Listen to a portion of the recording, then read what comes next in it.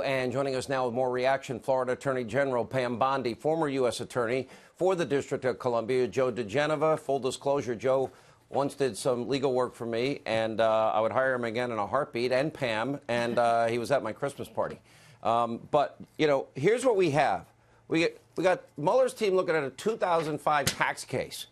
That has nothing to do with the election, Trump, the campaign, nothing. Russia, nothing. But here we do have Russian lies being fed by Christopher Steele, who didn't even believe them, through Fusion GPS, propagandizing and misinforming purposely the American people to steal an election. And then we have Russian lies literally, you know, handed to our gullible news media by these people. Then you got, you know, Steele, the dossier, Fusion GPS, Brennan, all leaking it, Joe DiGenova, all of them.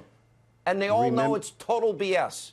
Remember, Sean, if Hillary Clinton had won, we would know none of this. And that's why the Trump victory is so important to the rule of law, notwithstanding what the press says about the president. There was a brazen plot to exonerate Hillary Clinton, and if she lost, to frame Donald Trump. Part of that plot involved a conspiracy with Bruce Orr, Steele, Sally Yates, John Brennan, James Comey, Peter Strzok, and other senior FBI and DOJ officials who determined that they were going to destroy a president after he was duly elected.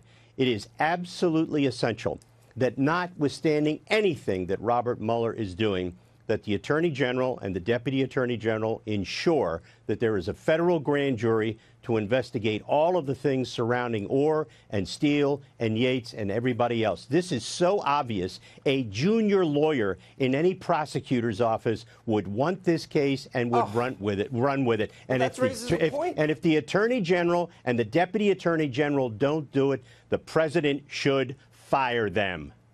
If Hillary Rodham Clinton pays for these Russian lies, Pam Bondi, and Fusion GPS, and Brennan, the CIA director at the time, and Christopher Steele, a foreign national, no, it's not true. Because we know under oath he said, I don't know if it's true, or maybe 50-50, it's raw intelligence.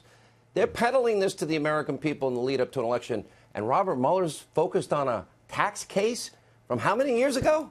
How did that come up? How did we evolve into this when there's real evidence of real Russian paid information to lie to the American people in the election? Well, and Sean, our entire justice system right now is inverted. This is the kind of corruption that you see in third world countries. Look at McCabe. They moved him. They were going to let him retire until everyone came out publicly calling for him to be fired so he didn't get his retirement.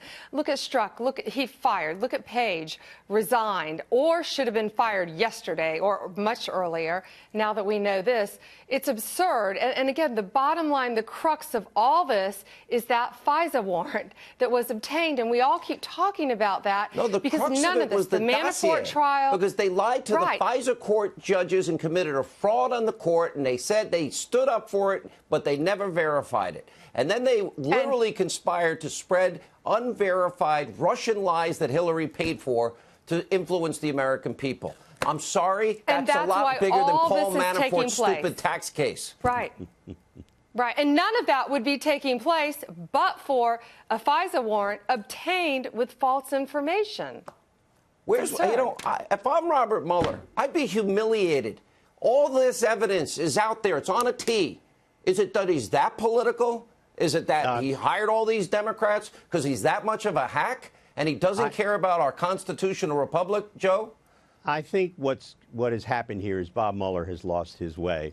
And he's been hit in the face with an outrageous set of facts which show that what he is doing is legally irrelevant to what actually happened during the campaign. There was no Russian collusion.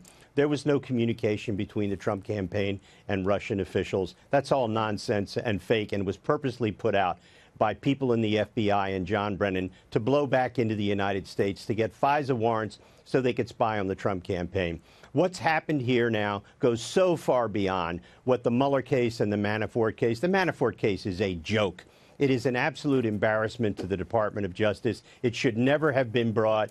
And, you know, what I think happened to Bob Mueller is he realized that everything he's done is worthless. It means nothing. That the big case is the case to frame the president of the United States. Oh, that's and why he won't, he's and going he to won't subpoena touch it. Trump. He doesn't give a flying rip what happens for the next 18 months to the country. Absolutely. Absolutely. Look at the people he's hired. You hire Andrew Weissman.